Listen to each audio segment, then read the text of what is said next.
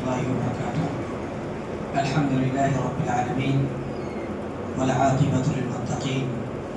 ولا عدوان إلا على الظالمين، وأشهد أن لا إله إلا الله وحده لا شريك له، وأشهد أن محمدا عبده ورسوله. أما بعد، فأعوذ بالله من الشيطان الرجيم. بسم الله الرحمن الرحيم. أم حسبتم أن تدخلوا الجنة ولما يأتكم مثل الذين خلوا من قبلكم مستهم البأساء والضراء وزلزلوا حتى يقول الرسول والذين آمنوا معه متى نصر الله ألا إن نصر الله قريب. رب اشرح لي صدري ويسر لي أمري واحلل عقدة من لساني يفقهوا قولي. رب يسر ولا تعسر وتمم بالخير. اللهم رب زدني علما. معزز حاضرین اور پردہ نشین خواتین، اللہ رب العالمین کا فضل و کرم اور اس کا احسان ہے کہ اس نے ہمیں نبی کریم صلی اللہ علیہ وسلم کی امت میں ہونے کا شرف بخشا اور ہم لوگوں کو اسلام کی دولت سے مالا مال کیا اور منہج سلف سے ہم لوگوں کو جوڑے رکھا، اور سب سے بڑی دولت یعنی توحید سے ہم لوگوں کو رب العالمین نے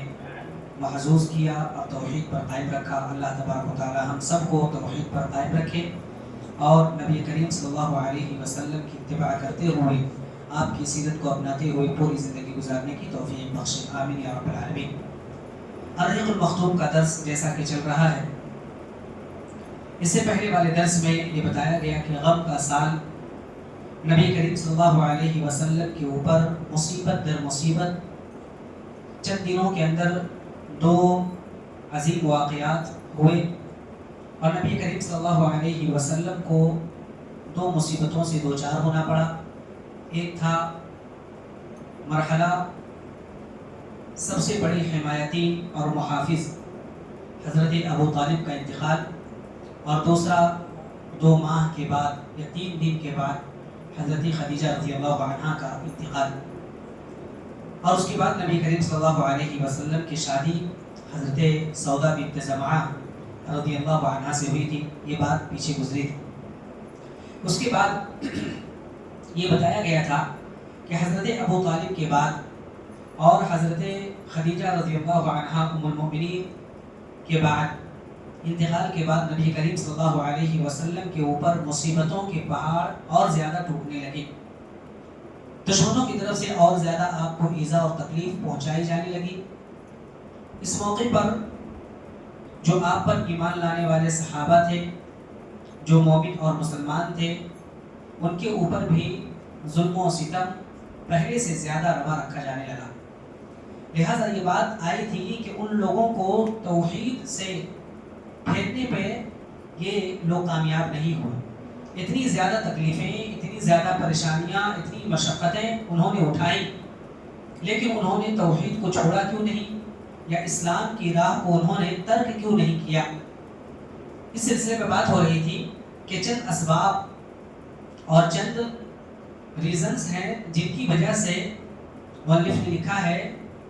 کہ ان کی وجہ سے انہوں نے اس راہ کو چھوڑا نہیں اور اسلام پر گامزن رہے۔ آج ہم میں سے کسی کو اگر کہیں کچھ زیادہ فائدہ ملتا ہے، اللہ تبارک و تعالی ہمیں ہم سب کی حفاظت فرمائے، ہمارے ایمان اور اسلام کی حفاظت فرمائے، لیکن بہت سارے لوگ دنیاوی کچھ منفعت کی وجہ سے، دنیاوی فائدے کی وجہ سے اسلام کو ترک کر دیتے، چھوڑ دیتے ہیں، یا تو خواہشات کی بنیاد پر یا دنیاوی مشقتیں نہ برداشت کرنا پڑے اس وجہ سے چھوڑ دیتے ہیں۔ کوئی جتنا ہی کوئی دعویٰ کیوں نہ کرے، کوئی کتنا ہی کچھ ثبوت کیوں نہ دے، کوئی پروف کرے کہ میں یہ راہ نہیں چھوڑوں گا، اس کے باوجود وہ پلٹ جاتا ہے۔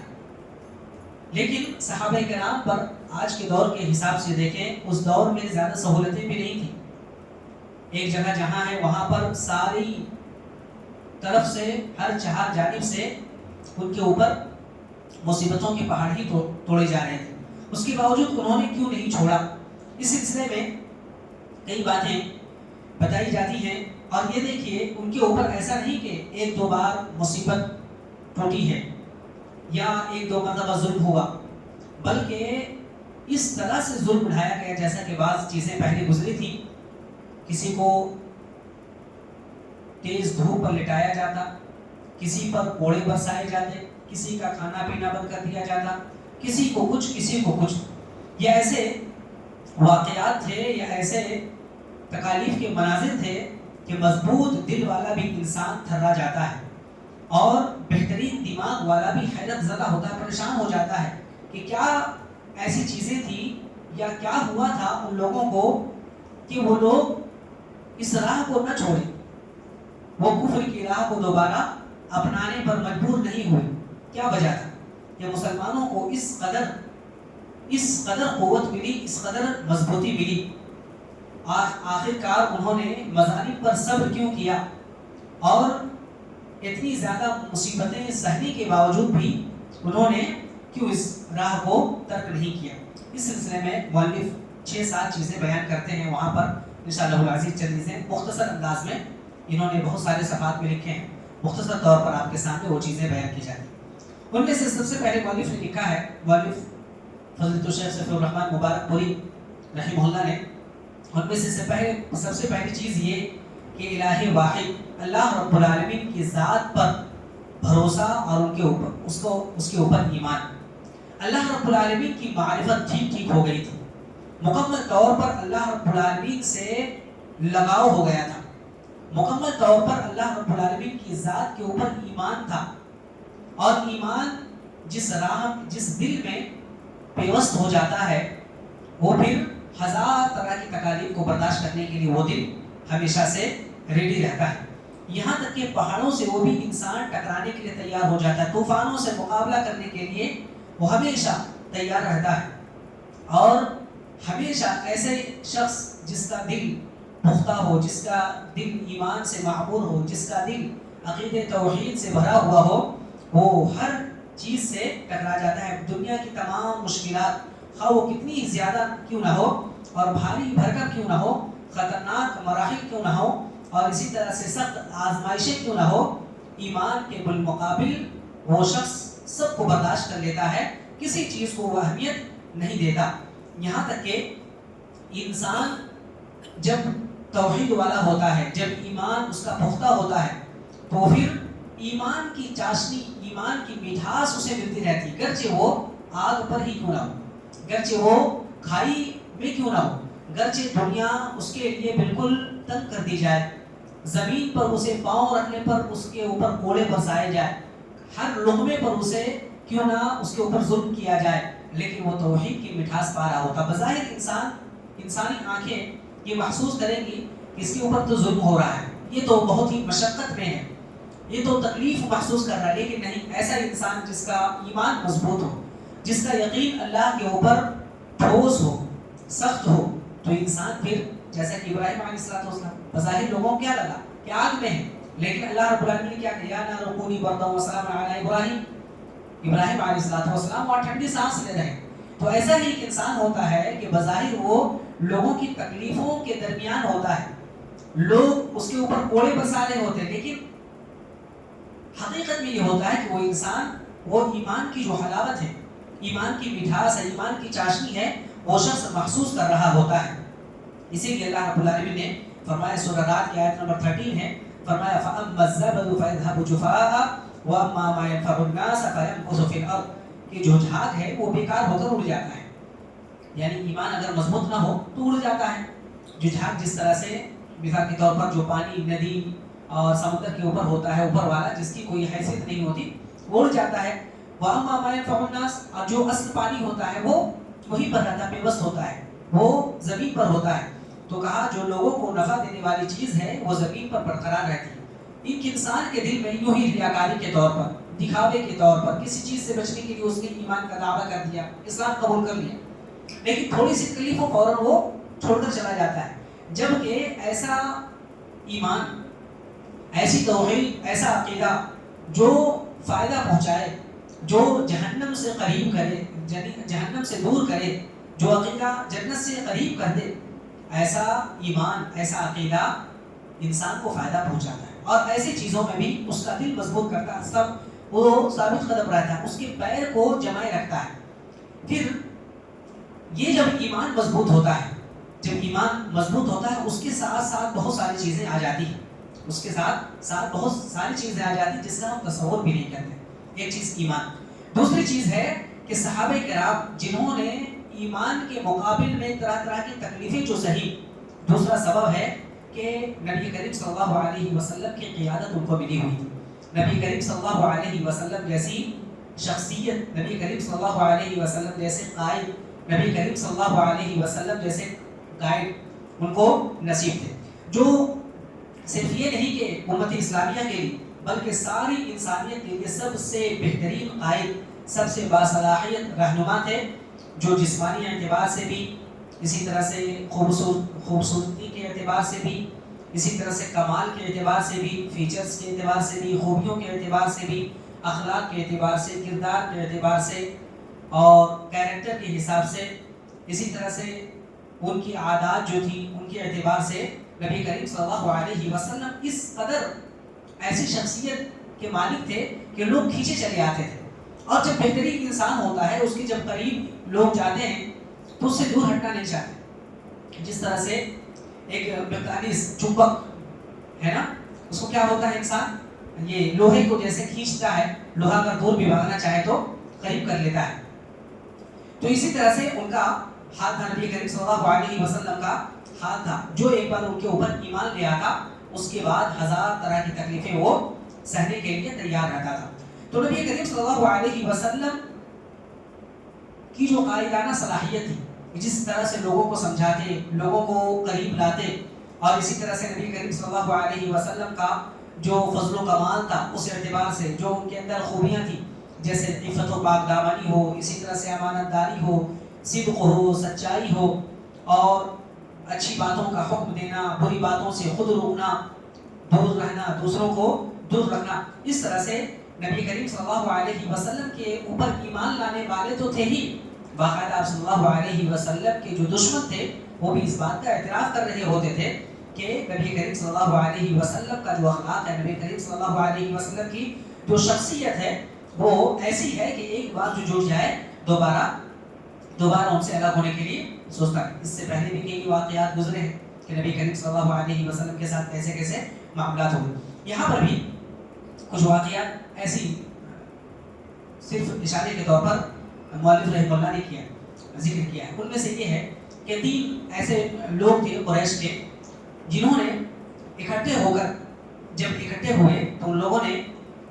اپنے ساتھیوں سے پوچھا. 3 لوگ تھے, ان میں ایک ابو جہل بھی تھا, کہ ان لوگوں نے چھپ چھپا کر نبی کریم صلی اللہ علیہ وسلم کے اوپر نازل ہونے والے وحی یعنی قرآن کریم سنا تھا. سب لوگ دور ہٹتے تھے اور لوگوں کو کہتے تھے سننا نہیں, دیکھو قریب مت جانا,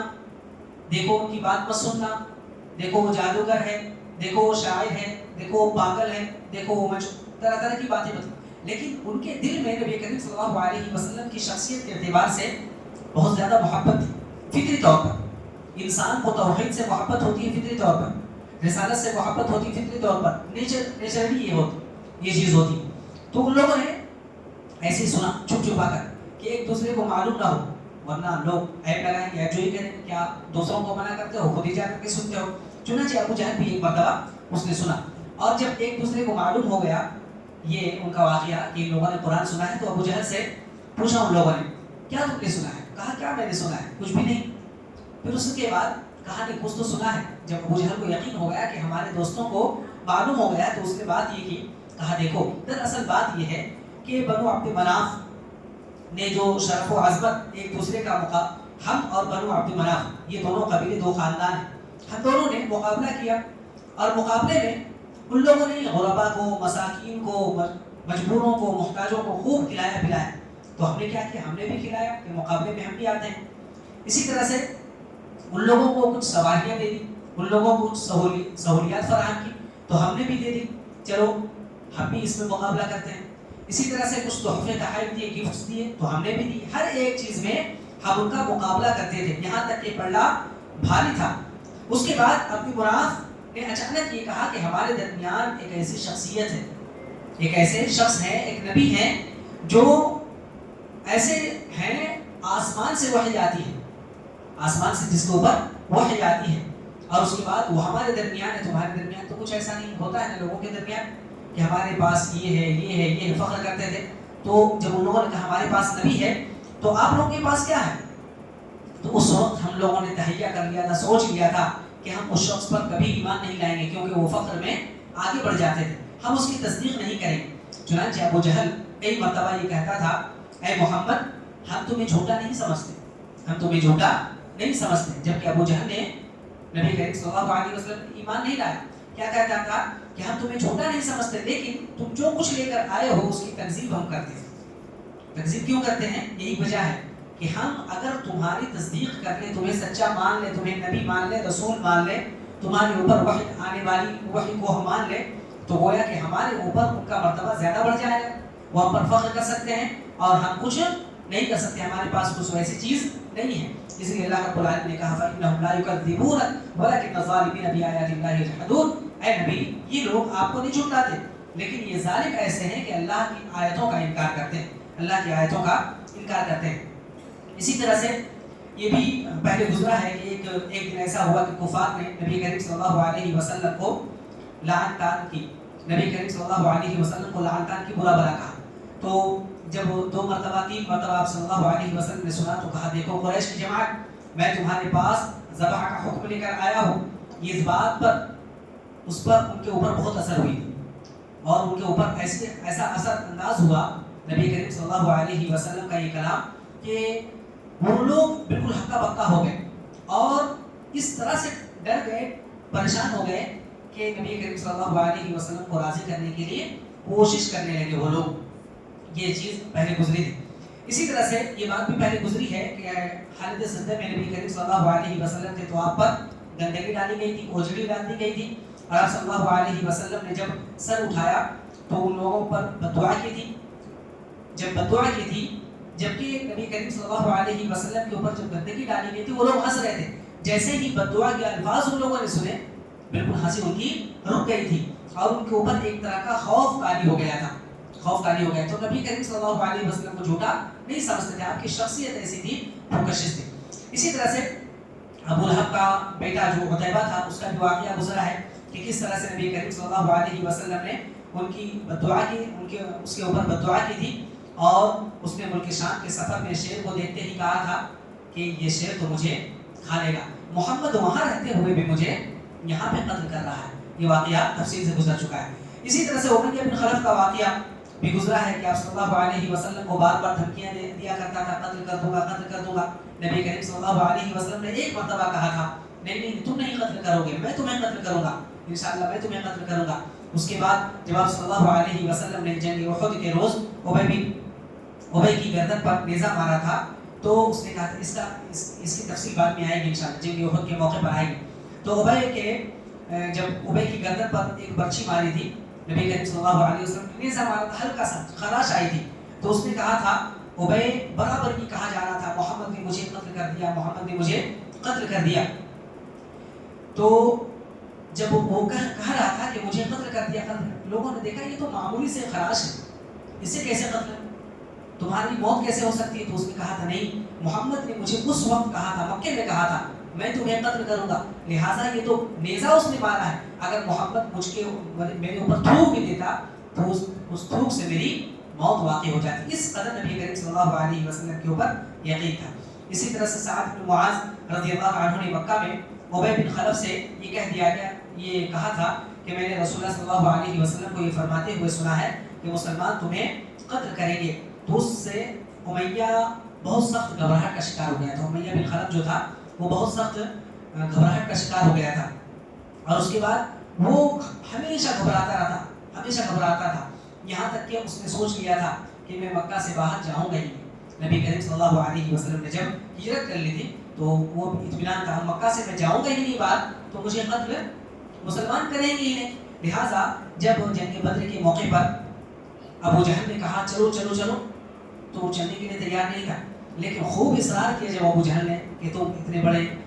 دعویٰ کرتے ہو، اتنے بڑے بڑے دعوے کرتے ہو کہ ان لوگوں کو مارو گے اور تم باہر نہیں نکل رہے ہو، تو وہ نکل گیا تھا۔ یہاں تک کہ نکلتے ہوئے تیز اونٹ، سب سے تیز اونٹ جو تھا اس نے لیا اپنے پاس۔ کیوں لیا تھا؟ کیونکہ خطرے کی گھنٹی بجتے ہی میں وہاں سے فرار ہو جاؤں گا، میں مارا نہیں جاؤں گا۔ اس موقع پر اس کی بیوی نے کہا تھا کہ امیہ اور خلف غالباً اس کو ابو صفوان کہا جاتا تھا، امیہ کو ابو صفوان تم جا رہے ہو، تمہیں یثرب یعنی مدینے کے بھائی کا تمہیں وعدہ یاد نہیں ہے کہ اس نے کیا کہا تھا کہ تمہیں مار دے گا؟ سعد بن معاذ نے کہا تھا نا مار دے گا مسلمان، تو ہاں مجھے یاد ہے، لیکن میں جا رہا ہوں، تھوڑی دور جاؤں گا واپس آ جاؤں گا۔ تو ان واقعات سے یہ بالکل معلوم ہو جاتا ہے کہ نبی کریم صلی اللہ علیہ وسلم کے اوپر کس طرح سے ان لوگوں کا یقین تھا، اور آپ صلی اللہ علیہ وسلم کے اوپر کس طرح سے وہ یقین کرتے تھے، آپ کی شخصیت سے کس طرح سے متاثر تھے۔ اس کے بعد پھر اور بھی انشاءاللہ العزیز اسی طرح کے واقعات کی طرف، اور ساتھ ہی ساتھ 4 اسباب اور ہیں، 4 ریزنز اور ہیں جن کی وجہ سے ان کے دل پر ایمان نے اتنا سخت گھیرا کر لیا تھا کہ ایمان ان سے نکلتا ہی نہیں تھا، دل سے نکلتا نہیں تھا، دور نہیں تھا، اور ایمان پر وہ لوگ قائم تھے، توحید پر قائم تھے۔ اس کی وجہ سے، ایمان ہی کی وجہ سے اور ایمان کی سختی کی وجہ سے، ایمان جس طرح سے جاگوزی ہو گیا تھا دل میں، اسی وجہ سے وہ لوگ ہر طرح کی تکلیف برداشت کرتے تھے۔ انشاءاللہ العزیز یہ تمام جو اسباب ہیں وہ ہم لوگ اگلے درس میں دیکھیں گے انشاءاللہ العزیز جو ہو سکے، تاکہ ہم لوگوں کے دل کو بھی اور ہم لوگوں کو ایمان کو بھی جلا ملے، اور اسی طرح سے ہم لوگوں کا بھی ایمان مضبوط ہو، اور ان چیزوں کی وجہ سے ہم لوگ جو زندگی میں تکلیف مشقت برداشت کرتے ہیں، اور زیادہ ہم لوگوں کو اس میں صبر اور تقویٰ ملے۔ اللہ تبارک و تعالیٰ ہمیں اس کی توفیق عطا فرمائے، آمین یا رب العالمین۔ سبحانک اللہم و بحمدک، اشہد ان لا الہ الا انت، استغفرک و اتوب الیک، وصلی اللہ علی النبی الکریم۔ السلام علیکم و رحمۃ اللہ وبرکاتہ۔